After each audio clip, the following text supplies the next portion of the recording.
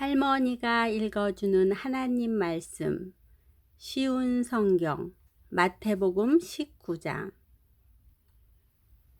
이 말씀을 다 마치시고 예수님은 갈릴리를 떠나 요단강 건너편에 있는 유대 지방으로 가셨습니다. 많은 사람들이 예수님을 따라오자 예수님께서는 그곳에서 그들을 치료해 주셨습니다. 몇몇 바리새파 사람이 와서 예수님을 시험하려고 물었습니다. 무엇이든 이유만 있으면 자기 아내와 이혼하는 것이 괜찮습니까? 예수님께서 대답하셨습니다. 너희가 이 말씀을 읽지 못했느냐? 맨 처음 사람을 만드신 분이 남자와 여자로 지으셨다. 그리고 이렇게 말씀하셨다. 그러므로 남자는 부모를 떠나 아내와 합할 것이다. 두 사람이 한 몸이 될 것이다. 이처럼 두 사람은 이제 둘이 아니라 한 몸이다. 하나님께서 묶으신 것을 사람이 나누지 마라. 바리새파 사람들이 물었습니다. 그러면 왜 모세는 이혼 증서를 주고 아내와 헤어지라고 명령하셨습니까? 예수님께서 대답하셨습니다. 모세가 아내와의 이혼을 허락한 것은 너희 마음이 악하기 때문이다. 그러나 원래부터 그랬던 것은 아니다. 내가 너희에게 말한다. 부정을 저지르지 않았는데도 아내와 이혼하고 다른 여자와 결혼하는 것은 간음죄를 짓는 것이다. 제자들이 예수님께 말했습니다.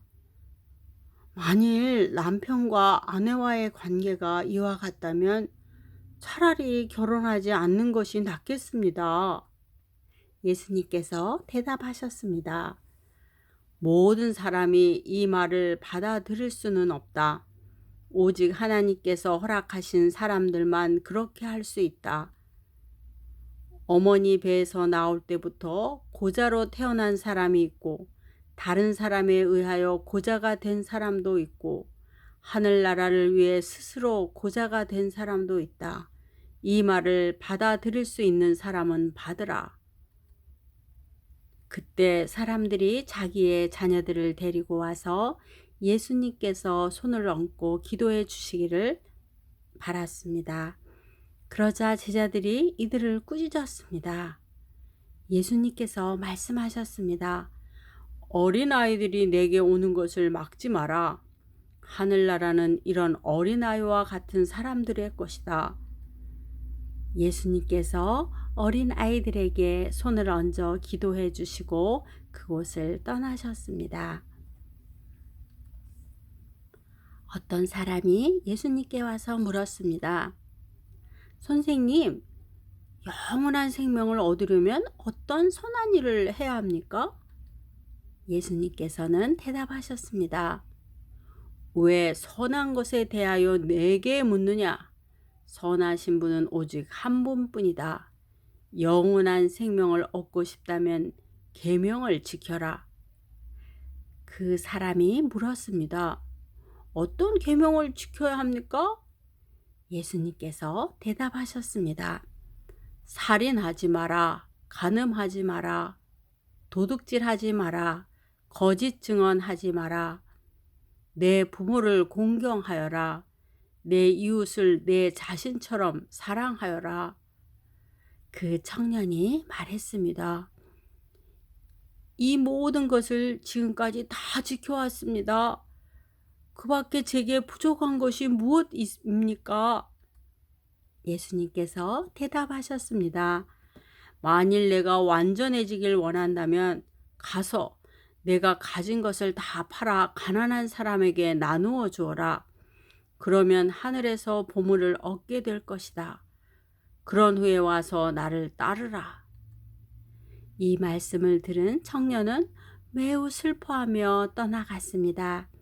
왜냐하면 그가 가진 재산이 너무 많았기 때문입니다. 예수님께서 제자들에게 말씀하셨습니다. 내가 너희들에게 진정으로 말한다. 부자가 하늘나라에 들어가는 것은 어렵다. 다시 너희에게 말한다. 부자가 하나님의 나라에 들어가는 것은 낙타가 바늘 구멍에 들어가는 것보다 더 어렵다. 제자들이 이 말씀을 듣고 매우 놀라서 물었습니다. 그러면 누가 구원을 받을 수 있습니까? 예수님께서 그들을 보시며 말씀하셨습니다. 사람은 할 수 없지만 하나님께서는 모든 것을 하실 수 있다. 베드로가 예수님께 말했습니다.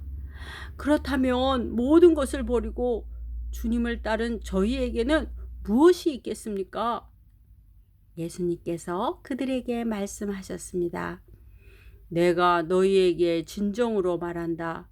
나를 따라오는 너희들은 인자가 영광의 보좌에 앉은 새 시대에 12 보좌에 앉아 이스라엘 12 부족을 심판하게 될 것이다. 그러나 첫째가 꼴찌가 되고 꼴찌가 첫째가 되는 사람이 많을 것이다. 오늘도 하나님의 말씀 한 장 잘 읽었지요? 여러분은 마음의 소원을 누구에게 말하나요? 예수님의 이름으로 구하면 들으시고 도와주신답니다. 사랑하고 축복해요.